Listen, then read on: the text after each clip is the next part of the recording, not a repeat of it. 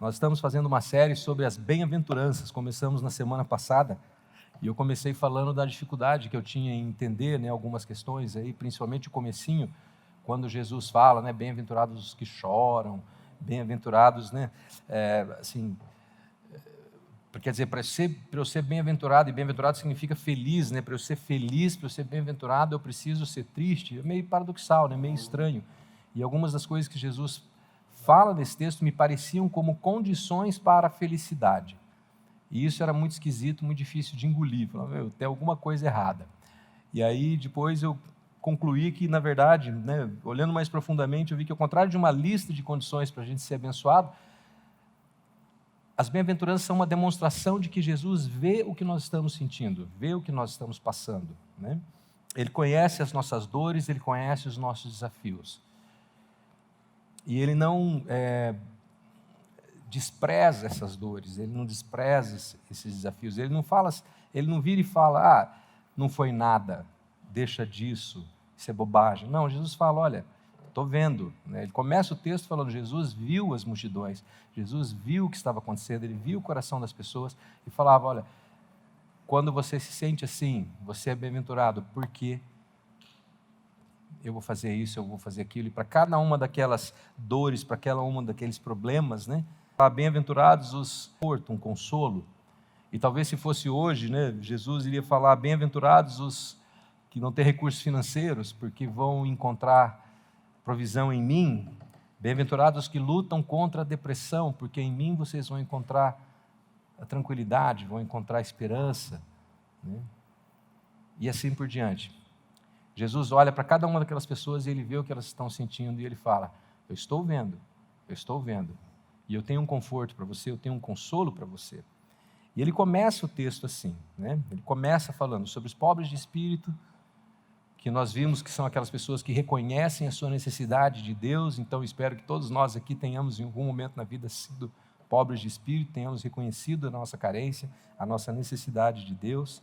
E os que choram, esses que choram, Jesus meio que põe todo mundo num balaio, porque você pode chorar por problema financeiro, você pode chorar por finanças, você pode chorar por um coração partido, você pode chorar por uma enfermidade, você pode chorar por N razões. Mas Jesus fala, então, bem-aventurado você que chora. E se você não viu no domingo passado, você pode acessar lá no nosso canal, Thomas? Cadê o Thomas? Cadê o Thomas? Estava ali. Vai subir essa semana? Então, dá para acessar lá no nosso canal. Mas antes da gente entrar no estudo de hoje, vamos ler o texto todo novamente? Vamos ler inteirinho. Está bem pequenininho, Está dando para ler aí ou não? Tá, Para mim aqui não dá, não. Vendo as multidões, então ele começa vendo, como eu disse no domingo passado, Jesus começa vendo as multidões. Ele sobe ao monte e se assenta, seus discípulos aproximam-se dele, ele começou a ensiná-los dizendo, bem-aventurados os pobres em espírito, pois deles é o reino dos céus. Bem-aventurados os que choram, pois serão consolados. Bem-aventurados os humildes, pois eles receberão a terra por herança. Bem-aventurados os que têm fome e sede de justiça, pois serão satisfeitos. Bem-aventurados os misericordiosos, pois obterão misericórdia. Bem-aventurados os puros de coração, pois verão a Deus. Bem-aventurados os pacificadores, pois serão chamados filhos de Deus. Bem-aventurados os perseguidos por causa da justiça, pois deles é o reino dos céus. Bem-aventurados serão vocês quando, por minha causa, os insultarem, os perseguirem e levantarem todo tipo de calúnia contra vocês. Alegre-se e regozijem-se, porque grande é a sua recompensa nos céus, pois da mesma forma perseguiram os profetas que vieram antes de vocês. Bom, domingo passado, então, a gente falou sobre os pobres de espírito e os que choram, que são condições humanas, condições adversas que a gente, como eu disse, não quer viver, você não quer ser pobre, você não quer chorar, mas Jesus explica que quando você se sente assim, você é bem-aventurado. Por quê? Porque ele tem um conforto. Hoje, a gente vai ver os próximos versículos e a gente vê que Jesus dá uma mudadinha no viés dele e ele começa a falar sobre algumas virtudes. Então, no versículo 5, ele fala, bem-aventurados os humildes, uma virtude. Então, agora ele não está mais falando de uma condição de sofrimento, não, você é uma virtude humana, a humildade. Então, bem-aventurados os humildes, pois eles receberão a terra por herança.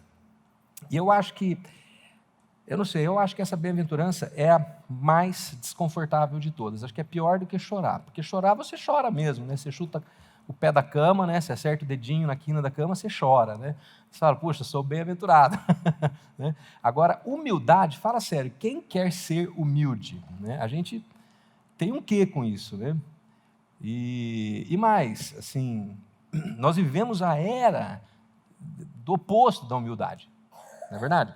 A gente vive a era do empoderamento, a gente vive a era dos direitos, do mimimi. Ninguém quer abaixar a cabeça. É só você olhar nas redes sociais as brigas inúmeras e intermináveis por causa de bobagens, porque ninguém aceita ficar abaixo do outro.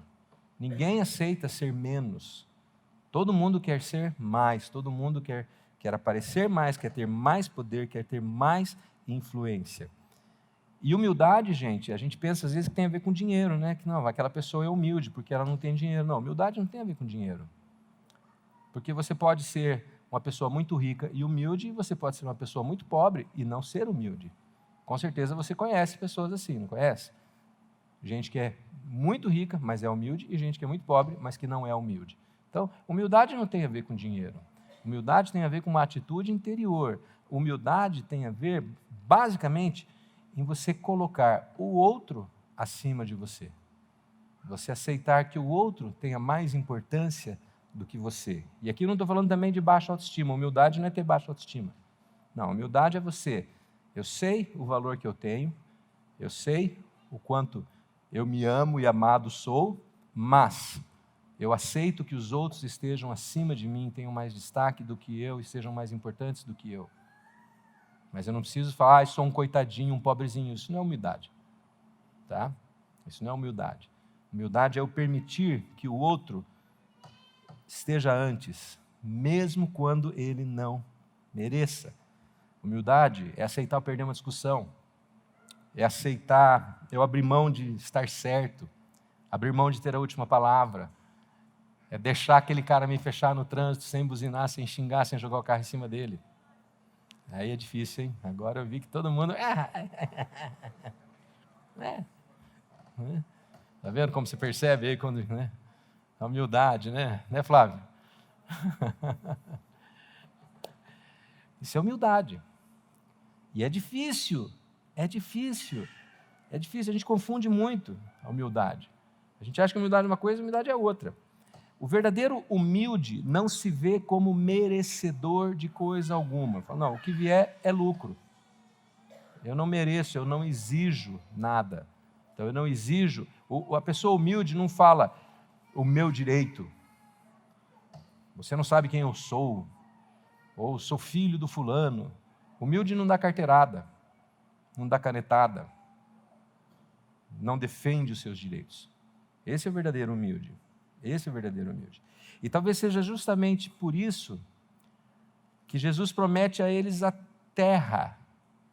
Porque o humilde, ele não espera nada, ele não exige nada, ele não demanda nada. Ele fala, o que vier, eu aceito, é bênção.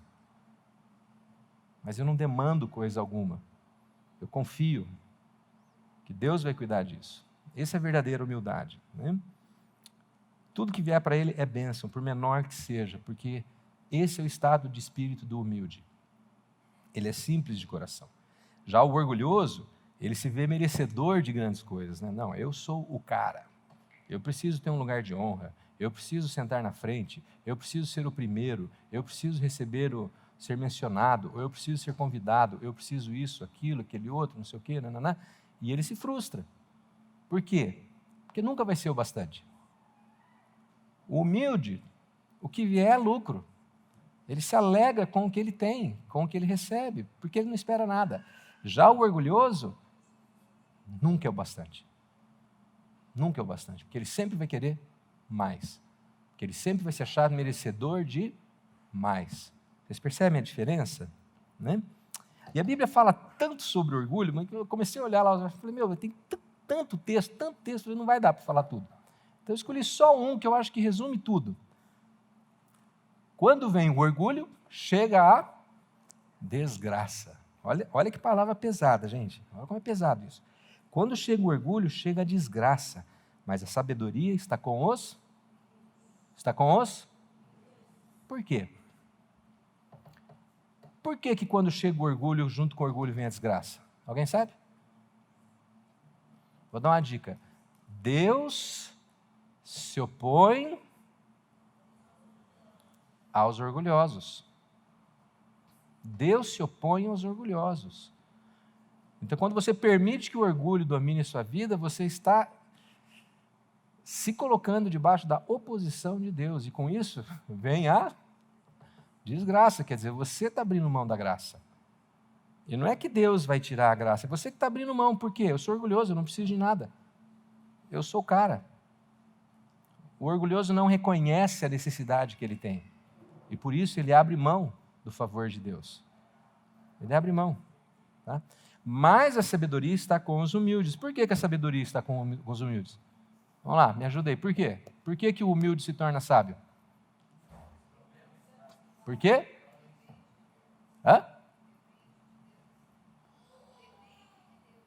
Porque ele depende de Deus. O que mais que o humilde é? Não, o que mais que o humilde é? Ensinável. O humilde é ensinável. Ele ouve, ele considera, e aí ele aprende. Orgulhoso é ensinável, sim ou não? Não. Orgulhoso é arrogante, ele acha que sabe, eu sou o cara, não tem nada para aprender com você. O humilde é ensinável, ele ouve. Alguém cutuca a dona Rani, hein? Fala para ela prestar atenção no pastor. Então a sabedoria está com os humildes, né? Já no versículo 6, depois a gente volta nisso, tá? No versículo 6, Jesus fala assim: bem-aventurados os que têm fome e sede de justiça, pois serão satisfeitos. Aqui também eu sempre entendi errado esse texto. Eu acho que eu entendi errado e talvez muitos de vocês também entendam errado, porque eu sempre pensava assim: nossa, eu sou um cara que eu tenho fome e sede de justiça. Eu quero ver todo bandido na cadeia, eu quero ver todo político corrupto na cadeia, eu quero que o fulano, ciclano e beltrano paguem por aquilo que eles fizeram. Só que quando eu fui entender esse texto e estudar esse texto e olhar lá no grego e ver certinho o que Jesus quis dizer, não é nada disso. O que Jesus está falando é: o seu maior desejo, mais do que comer ou do que beber, é ser uma pessoa justa. Não é justiça para os outros, é justiça, é viver a justiça, é ser justo. E Jesus está falando, felizes são aqueles, bem-aventurados aqueles que querem ser justos acima de qualquer coisa. Gente, convenhamos, a gente querer justiça na vida dos outros é fácil. É ou não é? A gente fala: Senhor, faz justiça, Deus me dá misericórdia. Não é assim que a gente ora? Faz a justiça lá para os outros e dá misericórdia para mim. O que Deus está falando é assim: peça a justiça na sua vida. Exerça a justiça, viva a justiça. Em outras palavras, seja justo acima de qualquer coisa. Acima de comer e beber, ou seja, acima da sua própria existência física. Busque a justiça de Deus. Exercer a justiça de Deus. Complicou, né? Para mim complicou. Falei: era mais fácil eu querer justiça sobre os bandidos, né? Mas não. Queira justiça também, não tem problema nenhum você querer justiça, você clamar por justiça, está ótimo. Mas comece sendo justiça. Complicou. Só que Jesus promete que quando nós fazemos essas coisas, quando nós somos humildade, quando nós somos justiça, Ele nos satisfaz. Ele vai nos satisfazer. E eu acho que é por isso que naquele texto clássico lá de Mateus, Jesus nos manda o quê? Busque a justiça e o reino. Em primeiro lugar, mais do que tudo. E eu vou satisfazer todo o resto. Não é? Todo mundo sabe esse texto de cor. Buscar primeiro o reino de Deus e sua justiça, todas essas coisas serão acrescentadas. Porque você vai ser satisfeito quando você buscar a justiça, quando você buscar o reino. Bom, bacana, né? Então, legal. Então, está simples hoje, né? Eu só tenho que ser humilde e ser justo acima de todas as coisas. Então, tá fácil, né? Uma palavra boa para o Dia dos Pais, né? Para a gente comer churrasco agora. Felizão, né, Humberto? Assim, tá fácil hoje, né? Tá fácil. Né? Como que a gente faz isso? Aí vem a boa notícia. Tá? A boa notícia é que você não faz isso. Não vou falar que não há nada que você possa fazer, porque vocês vão ver que há alguma coisinha que você vai fazer. Mas Jesus já fez isso por nós. Jesus já fez isso por nós. Jesus nos capacita a isso. Jesus é quem nos capacita. Aquele que não conheceu o pecado, ou seja, Jesus, o fez pecado por nós, para que nele fôssemos feitos justiça de Deus. Em Jesus nós somos justificados. Em Jesus nós recebemos a justiça. Nós temos a justiça. Nós somos justos. Ah, mas Eli, isso e aquilo. Calma. Eu sei o que você está pensando. Me dá um minutinho. Eu sei o que você está pensando. Mas eu faço, eu penso. Eu sei, eu também. Não, aquilo ali não. Aí Pedro vira e fala assim, revista-se com a humildade. Revista-se, quer dizer, embrulhe-se, revista-se, abrace-se com a humildade, recubra-se com a humildade. Que humildade que é essa que Pedro está falando? Que humildade que é essa? Do mundo? O mundo é humilde? Não, a humildade de Cristo. Revista-se com a humildade de Cristo. Se eu sou um com Cristo, Ele foi humilde, humilde até a morte. Se eu sou um com Ele, eu tenho a humildade dEle. Eu tenho a justiça de Cristo, eu tenho a humildade de Cristo. Mas espera aí, agora é um nó na minha cabeça. Quer dizer, então você está falando que em Jesus eu sou justo, mas eu tenho que buscar a justiça? Em Jesus eu sou humilde, mas eu preciso me revestir com a humildade? Preciso ou não preciso? Onde que a gente chega então? É mais ou menos o seguinte, deixa eu tentar explicar de uma maneira assim bem simples. A Sueli vai gostar da minha explicação. Sueli, você vai fazer um bolo. O que você faz primeiro? Você junta todos os ingredientes, certo? Está tudo lá. Aí vamos supor que eu quero que... Vamos dar um exemplo melhor. Sueli, eu quero que você faça um bolo para mim. Tá? Só que eu falo assim, Sueli, eu vou te dar todos os ingredientes. Aí eu levo tudo lá para você. Coloco lá tudo que você pediu, tudo que você precisa, está em cima da mesa. O bolo vai surgir do nada? Não. Você vai pegar, vai misturar, vai amassar, vai fazer a receitinha e tal, vai botar no forno, vai deixar crescer e vai fazer o bolo. Eu sei que não é um exemplo perfeito, mas é mais ou menos isso. Jesus já nos deu todos os ingredientes que nós precisávamos. Ele já nos deu a sua justiça, Ele já nos deu a sua humildade. O que nos falta é exercer, é receber isso aí, falar, eu tenho, eu aceito, e agora eu exerço, e eu começo a viver isso, e eu faço esse bolo maravilhoso, delicioso, com os ingredientes que Ele já me deu. Porque se eu for tentar ser justo através do meu esforço próprio, eu vou me tornar um legalista. Se eu for tentar ser humilde através do meu esforço próprio, eu vou me tornar um hipócrita. Aquelas pessoas que falam assim, eu tenho orgulho da minha humildade. Já viram isso? Eu sou tão humilde que eu tenho até orgulho disso. Né? Nossa, ontem eu ajudei uma pessoa, você precisa ver o que eu fiz por ela. Né?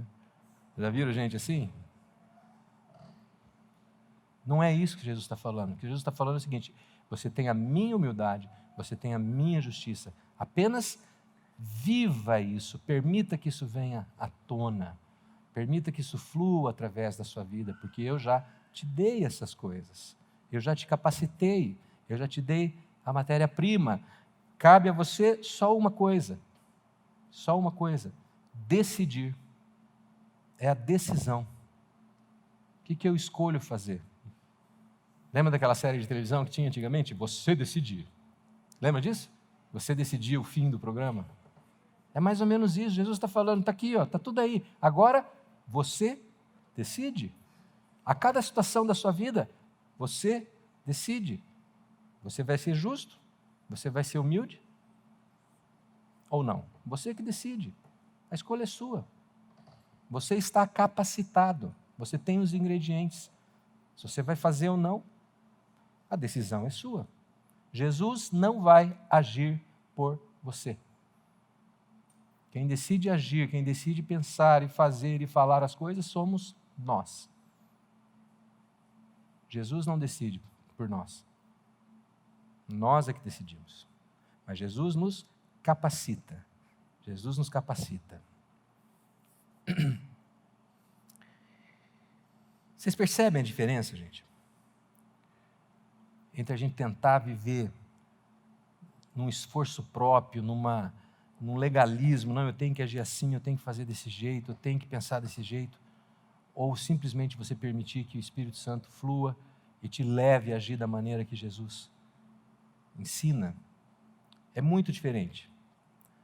Estou falando aqui de a gente navegar alguns degraus acima das nossas circunstâncias, daquilo que a gente vem vivendo no dia a dia, que a gente vem experimentando no dia a dia, muito além daquilo que acontece no dia a dia. Por isso que o nosso contentamento também ele fica muito além. Aí você começa a entender que a humildade e essa simplicidade de coração nos faz contentes. Porque eu paro de exigir tanto, eu paro de escolher tanto, eu paro de esperar tanto e eu começo a me contentar com menos, eu começo a viver melhor, eu começo a viver mais feliz, e a coisa começa a mudar. E isso é natural, dia a dia. Dia a dia.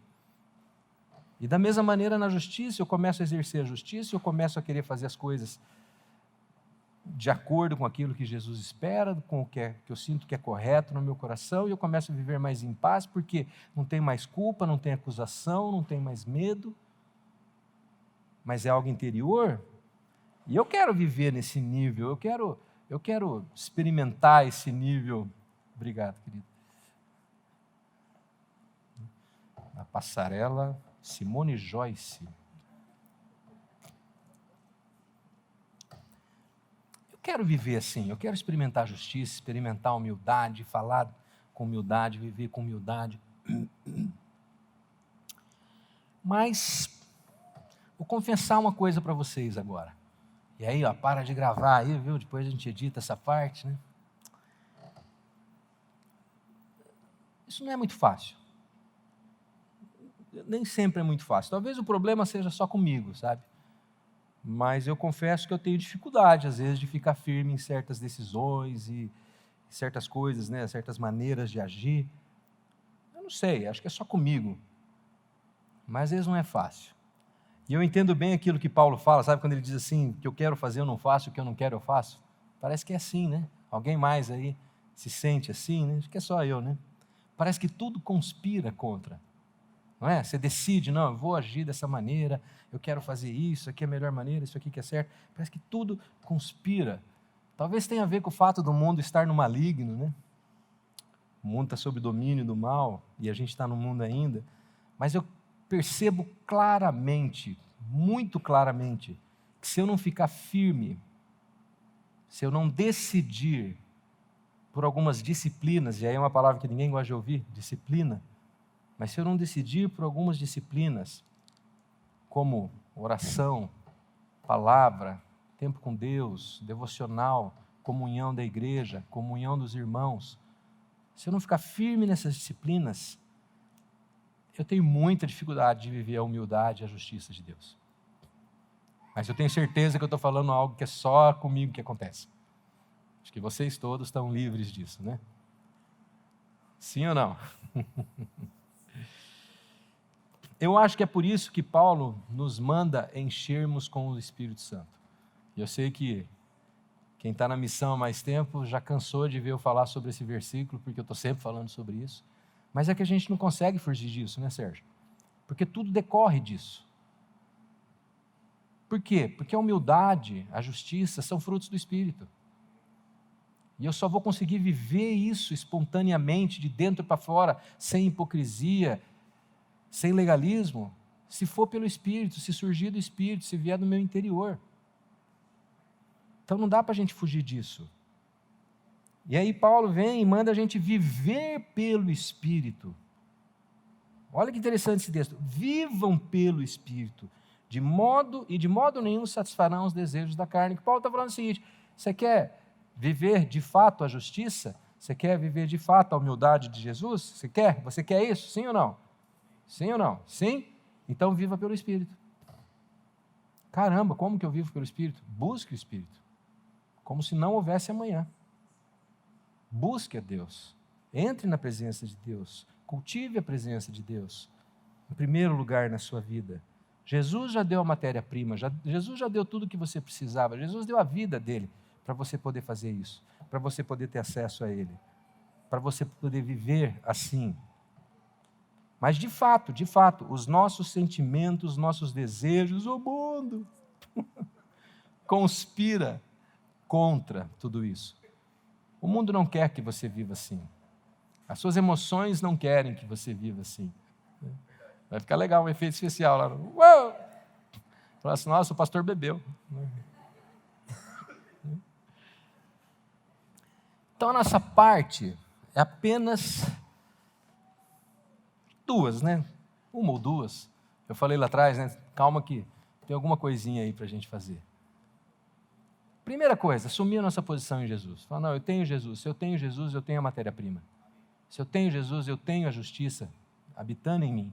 Eu tenho a humildade habitando em mim. Tá, realmente eu não vivo tão humilde quanto poderia, não vivo tão justo quanto eu poderia, penso, faço, falo, de fato, mas eu reconheço. Mas eu tenho a matéria-prima, ele está em mim, ele está aqui. Agora, o que eu preciso fazer? Me alimentar bem. Essa semana eu estava conversando com o Lud, né, que dá treino, me treina, né? E eu falei para o Lud, Lud, eu estou me sentindo meio fraco, não, parece que não está indo. Sabe o que ele virou? Ele falou, como que você está? Se alimentando. Ele falou, a sua dieta não está legal. Você não está se alimentando bem, você não está tendo desempenho, você está fraco e tal. Por quê? Você tem que melhorar a sua alimentação. A nossa vida espiritual é a mesma coisa. Você tem que melhorar a sua alimentação. Com o que você está se alimentando?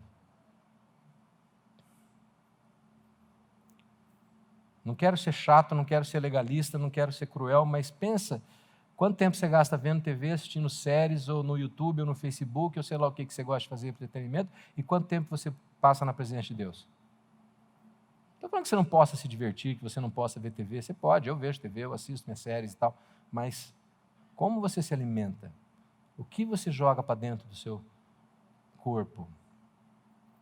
Como você alimenta o seu espírito? Né? Cadê o... Nós precisamos de sabedoria. Nós precisamos de compreender, nós temos a matéria-prima, mas nós precisamos decidir fazer o melhor uso dela. Fazer o melhor uso dela. E aí permitir que toda a humildade, que toda a justiça, tudo mais que vem no pacote lá dos frutos do Espírito, comecem a fluir através da nossa vida. E aí, aí nós vamos navegar muito mais alto e nós vamos ser, como Jesus falou, satisfeitos. Alguém aqui quer ser satisfeito? É o que a gente mais quer, né? Ser satisfeito. É o que a gente quer, ser satisfeito. Jesus prometeu isso para nós. Nós só precisamos decidir e abraçar e viver assim. Vamos orar? E aí nós vamos nos colocar de pé e vamos adorar a Deus. Pai, obrigado, Senhor, por essa palavra que Jesus nos entregou tanto tempo. E obrigado, Senhor, porque o Senhor nos dá tudo que a gente precisa para realmente viver na presença do Senhor. Tudo que a gente tem que fazer é decidir, é crer, decidir e abraçar e buscar o Teu Espírito, Pai. Então, que o Senhor coloque em nosso coração, Deus, esse desejo profundo de te conhecer cada vez mais. Que a gente possa realmente querer o Senhor mais do que a comida, mais do que a bebida, mais do que qualquer outra coisa. E que assim a gente possa te experimentar cada vez mais. E voar voos mais altos e navegar acima das nossas circunstâncias, Pai. Que a gente possa ver o Senhor em todas as nossas circunstâncias e confiar que o Senhor tem tudo sob controle. Em nome de Jesus. Em nome de Jesus. Amém.